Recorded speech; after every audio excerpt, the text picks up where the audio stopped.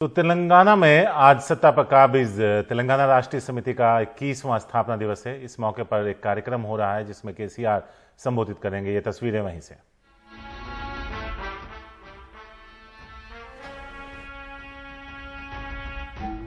ముఖ్యమంత్రి కేసీఆర్ గారిని తెలంగాణ రాష్ట్ర సమితి అధ్యక్షుల వారిని తమ స్థానంలో ఆసీనుడు కావాల్సిందిగా సగౌరవంగా కోరుతున్నాం। సభలో ఉన్నటువంటి ప్రతినిధులు కూడా తమ తమ సీట్లలో ఆసీనులు కావాల్సిందిగా విజ్ఞప్తి చేస్తున్నాం।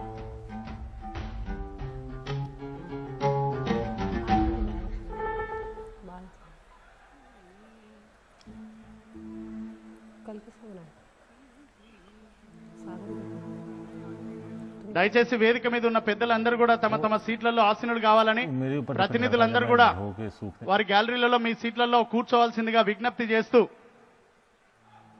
గౌరవ అధ్యక్షులు కేసీఆర్ గారికి మరొక్కసారి ఈ హాల్ అంతా దద్దరిల్లిపోయే విధంగా దేశమంతా చూస్తున్నటువంటి సన్నివేశం అంతా పులకించిపోయే విధంగా మన గౌరవ అధ్యక్షులకి ఘనంగా చప్పట్లతో మనం 60 సెకండ్లు చప్పట్లతో ఘనంగా స్వాగతం సుస్వాగతం తెలియజేద్దాం।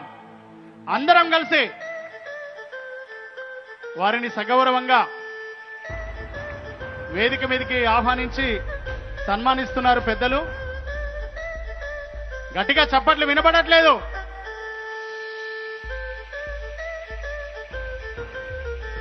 కేసీఆర్ గారి నాయకత్వం వర్ధిల్లాలి, కేసీఆర్ గారి నాయకత్వం వర్ధిల్లాలి। జై తెలంగాణ, జై జై తెలంగాణ।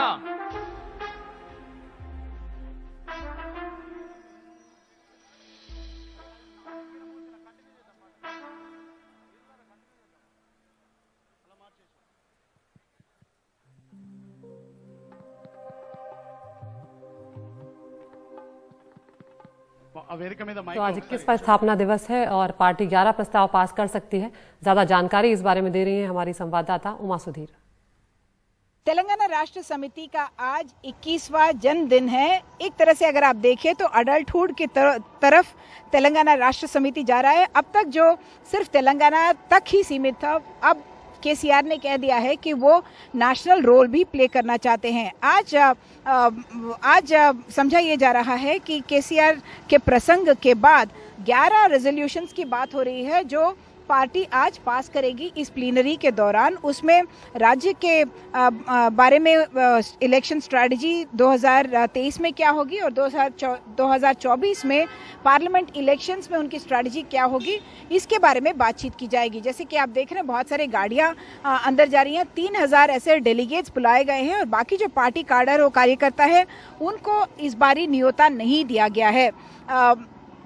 पहली बार जब केसीआर ने कहा है कि मैं नेशनल रोल प्ले करूंगा और शोकेस कर रहे हैं कि तेलंगाना में ने पिछले 7-8 साल में क्या अचीव किया है, ये सब इस इन पोस्टर्स में भी दर्शाया गया है। जैसे आप देखेंगे तो इस वाले पोस्टर में ऊपर जो पूरा हरा हरा दिख रहा है वो ये जताने के लिए कि बहुत बड़े इरिगेशन प्रोजेक्ट्स जहां पर पानी बिल्कुल नहीं था वहां पे इरिगेशन प्रोजेक्ट्स लाए गए और जिसकी वजह से यहाँ की जो प्रोडक्टिविटी है एग्रीकल्चरल प्रोडक्टिविटी वो बहुत बढ़ चुकी है और उसकी वजह से भी काफ़ी सेंटर के साथ एक तरह से कन्फ्रंटेशन हो रहा है। तो दूसरी अहम बात यह है कि कल प्रशांत किशोर के ट्वीट के बाद जिसमें उन्होंने कहा कि मैं कांग्रेस में ज्वाइन नहीं करने वाला हूं, उससे भी काफ़ी एक क्लैरिटी आया है टीआरएस काडर में। एक तरह से अगर आप देखें तो रिलीफ भी कह सकते हैं उनमें, क्योंकि थोड़ा बहुत कंफ्यूजन हो रहा था कि अगर आईपैक जो कि पीके के नाम से ही फेमस हुआ है, आईपैक के साथ टीआरएस ने जब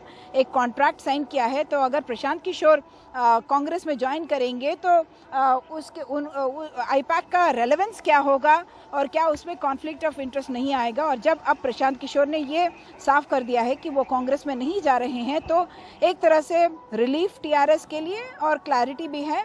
और समझा ये जा रहा है कि जो सैटरडे और संडे को जो बातचीत हुई थी उनके साथ उनमें से कुछ अंश भी आज के रेजोल्यूशंस में उनका प्लेस रहेगा। हैदराबाद से कैमरा पर्सन नागराजू के साथ उमा सुधीर, एनडीटीवी इंडिया के लिए।